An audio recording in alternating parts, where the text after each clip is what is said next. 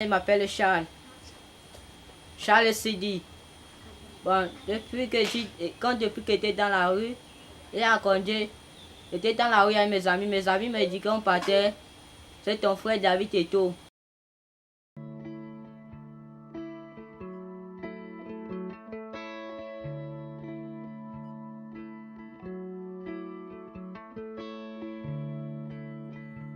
Cette dame, Rose Weber, de passage au Cameroun, et précisément dans la ville de Kribi, elle est venue passer ses vacances.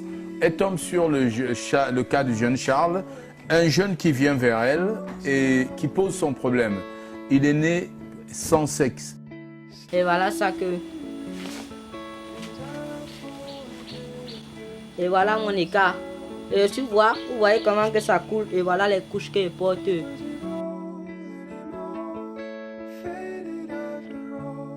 Cas assez compliqué avec une malformation congénitale qui complique toute sa vie de jeune garçon. Et voilà, Rose a fait la connaissance de cet enfant et a pris sur elle de lui donner un meilleur avenir et de pouvoir solutionner ce problème. Elle a fait de bon cœur et en oubliant peut-être que n'étant pas spécialiste du corps médical, en se disant c'est quelque chose de simple, ça peut se faire à l'hôpital général de Douala et tout, mais arrivée, elle se rend compte que le problème est plus complexe et plus compliqué qu'elle n'imaginait et ça demande plus. Et le Cameroun, n'ayant pas le plateau technique pour résoudre ce genre de cas, elle s'est donc tournée vers les médias afin de solliciter tous les Camerounais à pouvoir donner un coup de main à ce jeune garçon, Charles, qui aspire aussi à mener une vie normale comme les autres. On était parti chez David Eto pour présenter mon écart, pour dire que voilà un enfant de la rue qui est malade, tu as eu besoin de l'aide pour être guéri en forme. Maintenant, il était au carrefour en Nebel. J'ai dormi, on avait attendu. Papa Eto dit viens voir ce quartier grave et c'était trop touché. J'avais mal, je ne me sentais pas bien. Après m'étant ainsi quitté, je suis parti chez lui là, à Moussadi, à Sadi. C'est sa maison en Bayer, on est parti, ça va arriver là-bas. Moi ici, il y avait les gardiens, il y avait les gros bois-cigares, alors la maman, qui n'est pas le secte de souffre comme ça, je t'ai demandé pardon. Je me mets à genoux s'il te plaît, dans l'amour des yeux. Et voilà une vidéo que je vais te montrer pour mon écart.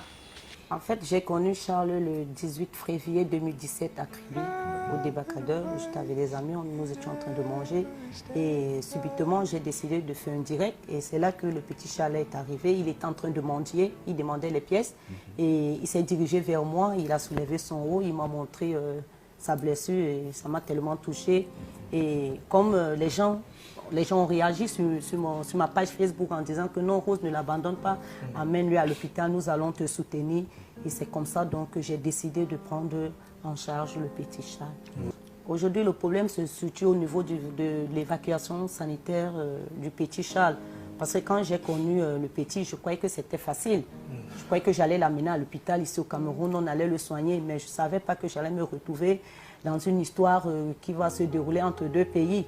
Donc vu que moi je n'ai pas les moyens, et là, à l'heure actuelle, l'hôpital demande une caution de 12 millions pour que le petit puisse obtenir son visa et qu'il aille en France pour se faire opérer.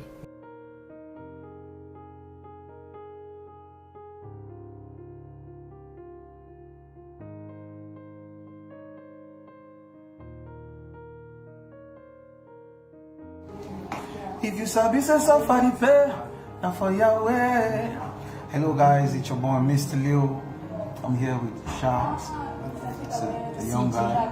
Sidi Abel, Charles Sidi Abel. Exactly. I'm just trying to tell you guys, show some love. Show some love for this guy. Listen.